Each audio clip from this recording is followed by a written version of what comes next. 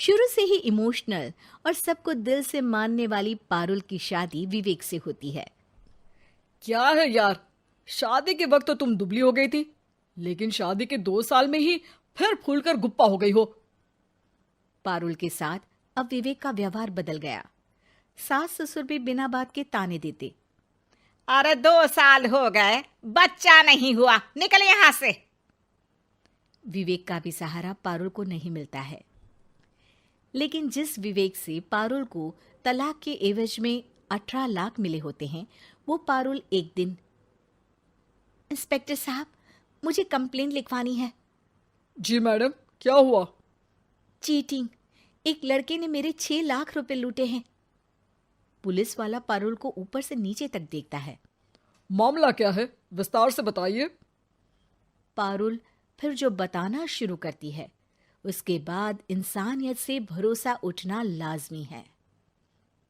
मेरे पति ने मुझे कभी अपनाया ही नहीं। शादी के 3 साल में ही मेरा तलाक हो गया। मैं नहीं चाहती थी कि मैं उनसे एक भी पैसा लूं, लेकिन वकील और मेरे माता पिता ने उनसे 18 लाख की रकम ली। फिर क्या हुआ? क्या वो पैसे उसने वापस ले लिए? नहीं नहीं, उन्होंने तो उसके बाद मुझसे कभी कांटेक्ट भी नहीं किया।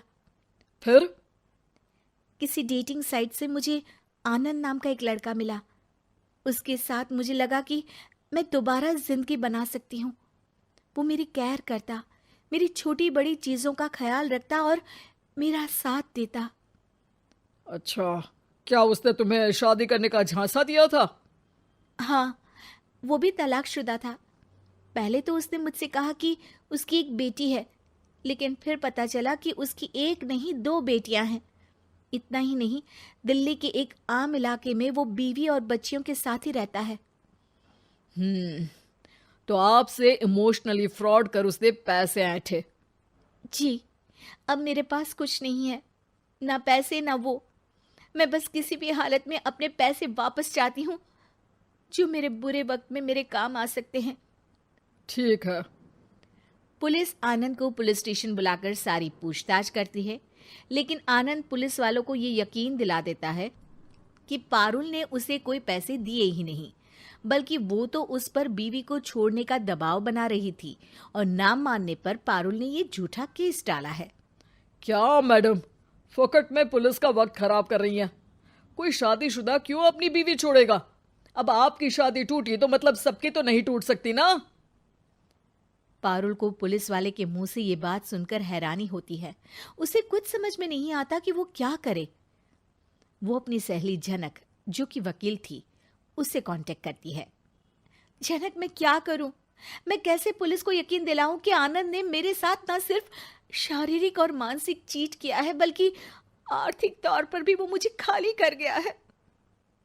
अब वक्त झनक का था। देख पारुल, ऐसे तो किसी को भी बिना सोचे समझे पैसे नहीं देने चाहिए, लेकिन अब जब तूने ये कदम उठा ही लिया है, मुझे ये बता, तूने कब कब पैसे दिए और कितने? क्या कहीं कोई सबूत है? पारुल कुछ सोचती है। 3 बार तो बैंक में ट्रांसफर और 2 बार गूगल पे। क्या इन सब के रिकॉर्ड मिल जाएंगे? हाँ हाँ, क्यों नहीं, मैं बैंक से सब निकाल लाऊंगी। अगले दिन पारुल सारी स्टेटमेंट झनक के सामने रखती है और वो व्हाट्सएप की चैट भी दिखाती है, जिसमें कई बार आनंद ने ये बात कबूली थी कि वो उसके पूरे 6 लाख जल्द ही देगा।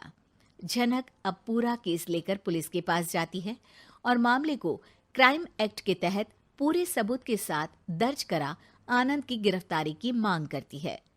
पुलिस आनंद को लेने जैसे ही उसके घर जाता है, उसका सारा मामला बीवी और बच्चों के सामने खुल जाता है।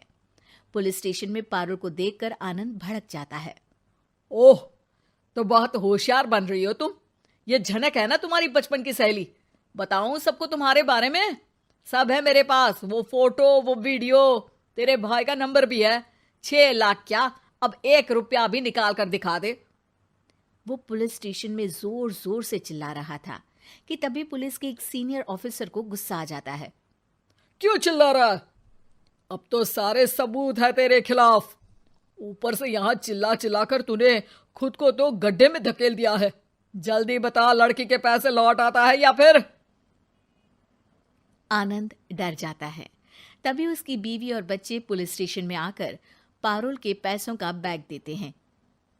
मेरे पति को माफ कर दीजिए, प्लीज उन्हें पुलिस से बचा लीजिए। मेरे छोटे बच्चे हैं, ये कैसे रहेंगे? होता भी यही है। पारुल केस वापस ले लेती है, लेकिन उस सबक के साथ कि इमोशनल होकर किसी को भी अपना पैसा नहीं देना चाहिए। झूठ बोलकर रिश्ते कभी ना बनते हैं और ना ही निभते हैं।